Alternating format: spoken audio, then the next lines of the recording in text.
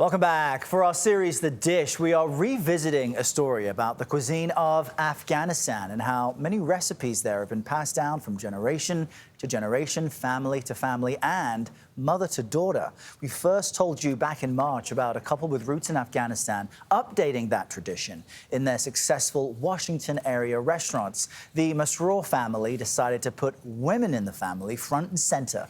Jan Crawford shows us their powerful message about food and female empowerment.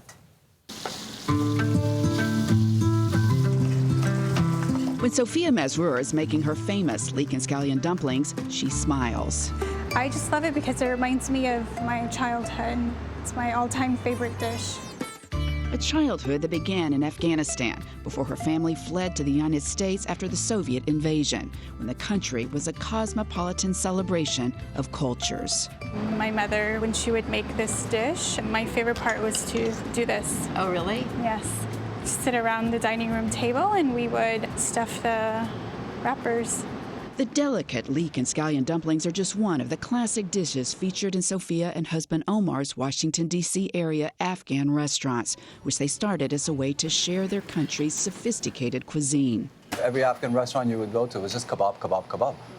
Which is not the traditional. It's not traditional. There was so much more. There's so much more to Afghan food. Food influenced by the many cultures that formed Afghanistan. Food that's going to be coming from Central Asia, from China, you have India, the Persians.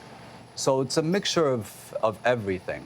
This food is like Afghanistan, a combination of cultures and different ethnicities and backgrounds all coming together in like a beautiful harmony. Which country that you can go to or which nation you could go to that you could get a rice dish that's going to have raisins in there, that's going to have carrots in there, that's going to have almonds, walnuts, meat, pistachios.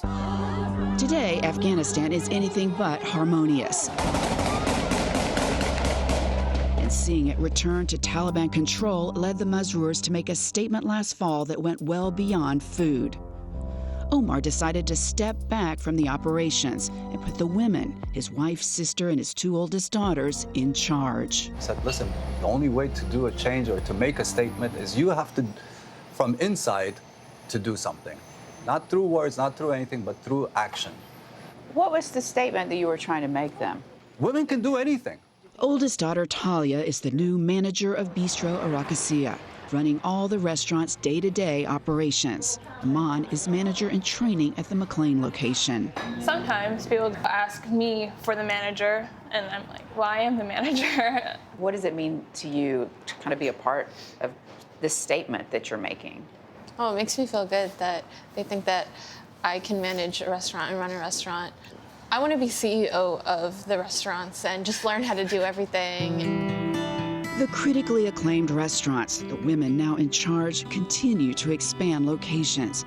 They attribute their success to the customers and the recipes that span generations from one mother to the next. I mean, I learned this from my mother, so that's how she made it, that's how I made it, and that's how I'm teaching others to make it. And now, passing again to the next. What is your dream for your daughters as they grow up? To know who they are, that's all. I just want them to know that they can do anything they want to do.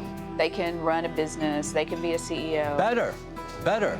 Well, what's your dream for their futures? For them to, be confident, believe in themselves, be kind human beings, It's just, also, it's not just about them, it's about everyone.